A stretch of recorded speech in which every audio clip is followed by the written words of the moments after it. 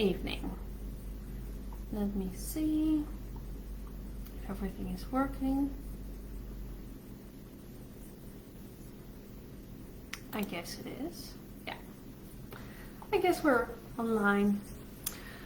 Well, thank you for watching. I really like doing these Facebook Lives.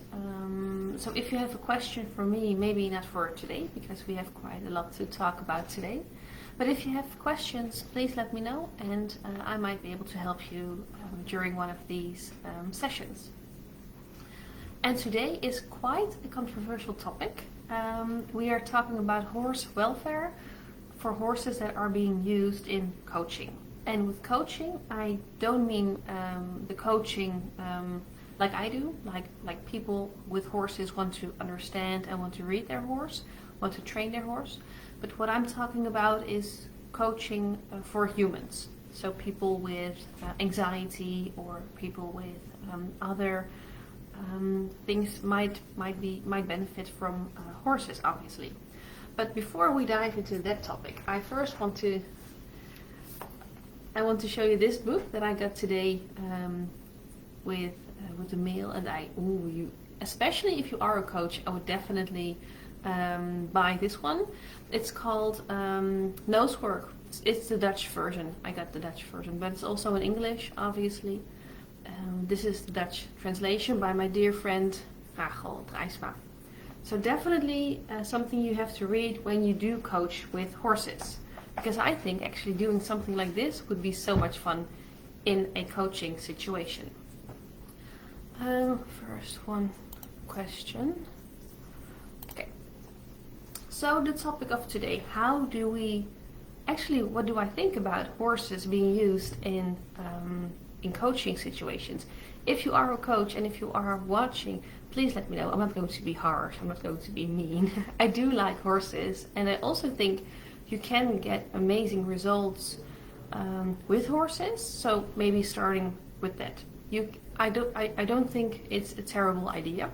I do think that we have to be very careful of how we handle horses. Hey Evelyn. Oh, yeah, it's I think very interesting for coaches.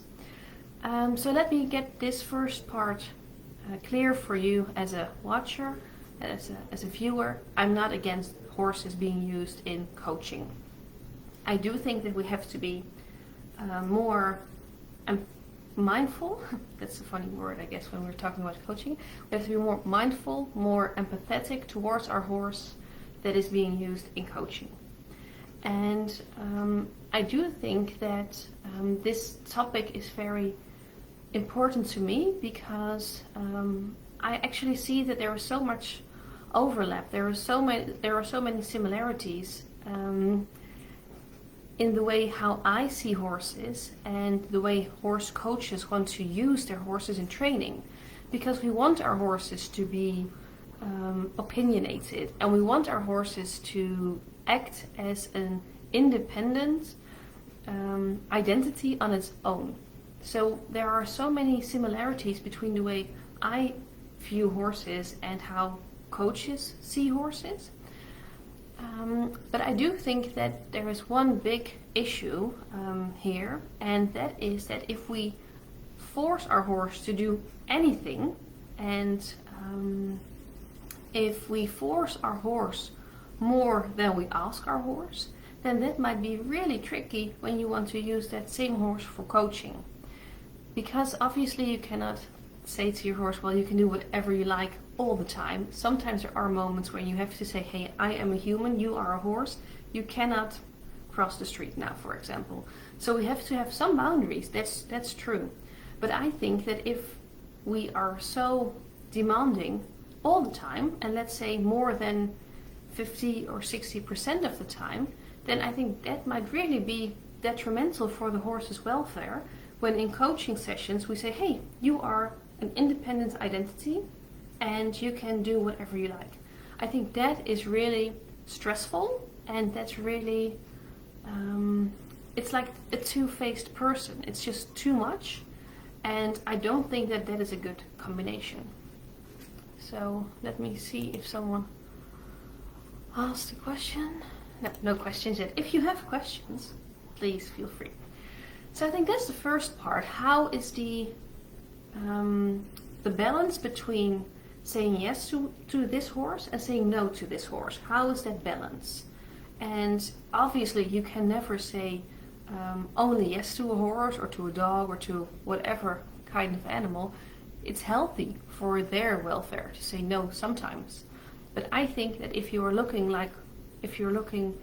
at horses from a traditional standpoint, and most of the interactions with humans are interactions where a horse has to do something or does get a no, then I don't think that's a fair situation to use that horse in coaching. And actually, if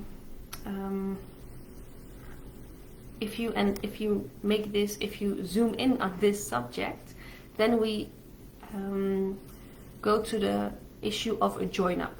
And for the people watching that are not familiar with a join-up is a type of training that was traditionally done by cowboys, where a horse would run around in circles because he couldn't get away, because there was actually a pen. And the moment the horse would show submissive signals, the human in the center of the pen would know, hey, okay, this horse knows the rules, this horse knows I am the dominant one, so now I can ask the horse to stop running. That's the traditional idea, but what actually happens is that it has nothing to do with being submissive and being dominant or the leader. It has to do with a horse that is scared, that is running for his life, and that has figured out that, for example, moving his ear will remove the aversive pressure that the human in the center is putting on him or her. So it has nothing to do with hierarchy or with respect or with dominance. It is just a horse that is running for his life and actually has found this really weird thing to actually control the human in the center. And that is, for example, something with his ear or maybe placing his head down.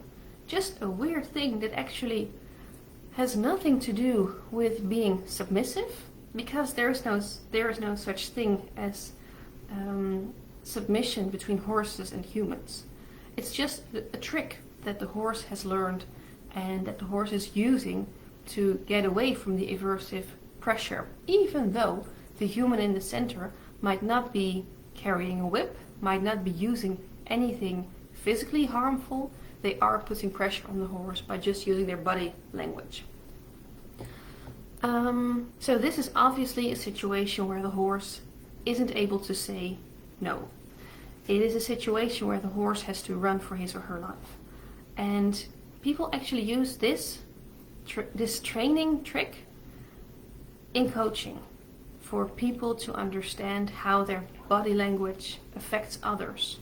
And obviously it is true that body language affects other people and horses. But I don't think it's okay to get a horse so far over threshold that they start running for their life, and that we as humans make up all these weird stories and actually myths that about what's happening. It's very easy and it's much more straightforward than people might think. It's just a horse that is afraid, and there are certain signals the horse can give the human in the center, where we will take away the aversive pressure. So it has nothing to do with leadership. And I guess this is the detrimental part. I think Camille has ordered a book. Great, for the people that weren't watching. I don't get paid for this actually. I just think it's a great book. And you can find some nice pictures of me and Joy in it as well. And Monique says, oh, bad coaches, it's not a good thing when they are doing that. No, it's definitely not. So I think saying no to a horse, if you will enlarge that portion of their life, you will get a join up. And just don't do that. There are so many other nice things. I know for sure, for a fact, that Monique does very nice things in her coaching with her horse. There are so many other great things, great activities you can do. For example, the nose work, the new book.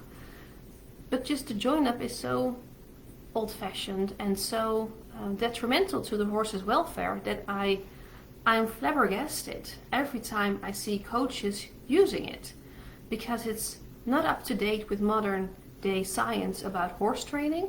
It's not up to date with ethical use of horses, and it's just actually not what it is. It's because, well, the thing is, how come this join up is so well known for its detrimental effects on welfare and also for its high level of bullshit? That's because it's scientifically researched. And instead of, so they did the exact training in the round pen with the horse that was just running for his or her life. And instead of a dominant and leader, they placed a small car, a car that you can guide with using a remote. I forgot the word, but you know what I'm talking about. They used just a small car, and they were putting pressure on the horse by moving towards the horse. And when the horse was doing the submissive behaviors, they would take the small car just a little bit away from the horse. And that's it. And guess what the horses did in that study? They did exactly the same thing as they were doing when there was a dominant person in the middle. So bottom line, it works, but it doesn't work because of the reasons that all these terrible stories around it. It just works because horses know what they can do in order for the humans to be less aversive to them. And I guess why this is also pissing me off in this intensity is because I think that it has so much to do with just men trying to boss around other humans. And I know this is not about horse training and coaching, but I do think that the bottom line is why we want to make other individuals do what we want them to do is something that is just a terrible idea, firstly, but it's also something that men were traditionally prone to do with women. And that's, I guess, the patriarchy, that me as just a leader individual can decide what you as a submissive individual should and can do. And, well, I just think that it's time to move past beyond that. It's terrible, and I don't think this has a role in horse coaching. I think in horse coaching we should be friendly, we should be empathetic, and yes, we should know how our body language affects another being, horse or dog or person, but please don't do all this garbage. We have nicer things to do. Oh. So, I guess that was my rant about the join-up and about just the terrible parts of horse coaching. If you have any questions about the join-up, and if you actually are doing the join-up and you didn't know the detrimental effects it had on the welfare of your horse, then please, well, first of all, just find another activity you can do in your coaching, but also know that I did terrible stuff with my horse as well. And I actually once did a join up with her, and well, someone tried. So I had someone come over for a lesson years ago, before I was teaching, and he said, well, we first have to find a round pen to do the join up. And then I said, I don't know.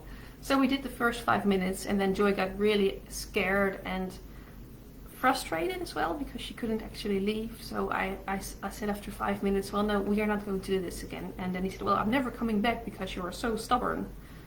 And he didn't. He didn't came back for lessons. So I did it too. And maybe I didn't follow along with the join up, but I did terrible other things with join. So please know that we all make mistakes. And I guess if you are just listening to this and reflecting on your activities with your coachees, I guess they are called, be empathetic and soft to yourself as well as you can be towards your horse. And well, for the last time, maybe you can buy this book. And now I really feel like I'm working for a marketing agency. There are just so many other nice things you can do, and I would ask you to do those things. So thank you for watching, and yeah, if you have any more questions, I will answer them next week. Bye!